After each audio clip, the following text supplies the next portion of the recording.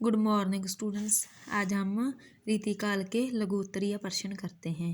हिंदी साहित्य का इतिहास में आज हम रीतिकाल की बात करते हैं।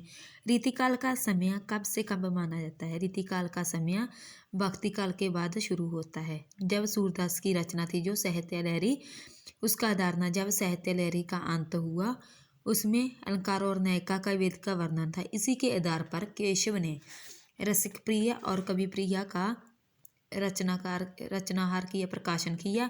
उसी से ही केशव की रसिक प्रिया और कवि प्रिया से ही इस काल का आरंभ माना जाता है। हम कह सकते हैं कि संवत 1700 से संवत 1900 तक का जो समय था वे रीतिकाल के अंतर्गत आता है।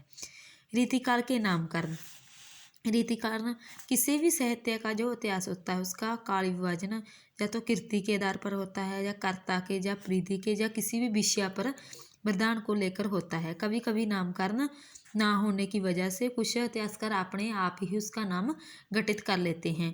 मिश्र बंधुओं ने रीतिकाल को अलकृत काल कहा है, लेकिन कुछ रीतिकालीन कवि इस ग्रंथों की आलोचना करते हैं। वे कहते हैं कि क्योंकि इस काल में अलंकार प्रधान साहित्य की रचना हुई ही नहीं, क्योंकि इस साहित्य में अलंकारों का प्रयोग नहीं हुआ, इसलिए हम इस काल को रीतिकाल नहीं, अलकृत काल नहीं कह सकते। डॉक्टर राम कुमार वर्मा ने रीतिकाल को कलाकाल का नाम दिया है, लेकिन यह भी उचित प्रतीक नहीं होता। इसको भी विद्वानों ने नकारा है, क्योंकि भाव पक्ष और कला पक्ष दो साहित्य के पहलू होते हैं, दोनों एक दूसरे से टिके होते हैं। यदि हम कहें कि कलाकाल का अधिक महत्व है, कला का अधिक महत्व है, इसलिए इस काल को कलाकाल कहना उचित है, लेकिन कला एक पक्ष के बिना दूसरा पक्ष अधूरा है। केवल कला के आधार पर ही हम साहित्य की रचना नहीं कर सकते, कला पक्ष के साथ साथ भाव पक्ष का होना भी आवश्यक है। आचार्य विश्वनाथ मिश्र ने इस काल को श्रृंगार काल की संज्ञा दी है, किंतु इसे भी हम दोषयुक्त मानते हैं।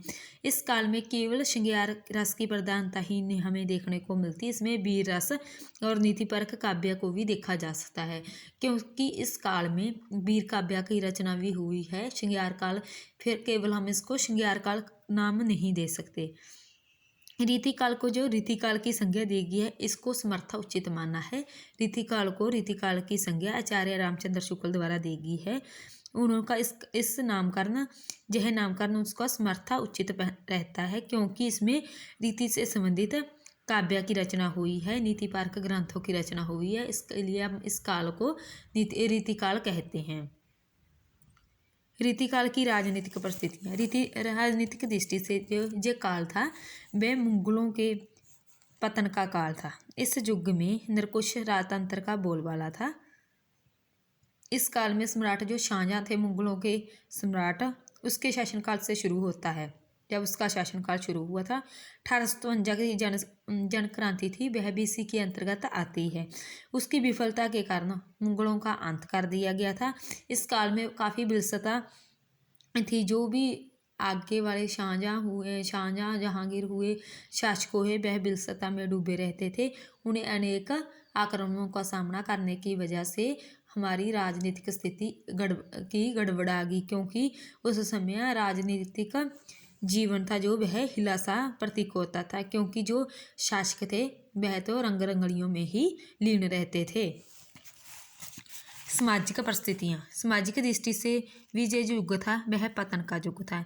इस युग में जहांगीर, शाहजहाँ और उसके उत्तराधिकारी थे, वह अमीरों और जमींदारों के का ही अनुसरण करते थे। जो उसे जमींदार या बड़े सामंत कहते थे, वह उनका ही अनुसार अपना शासन चलाते थे।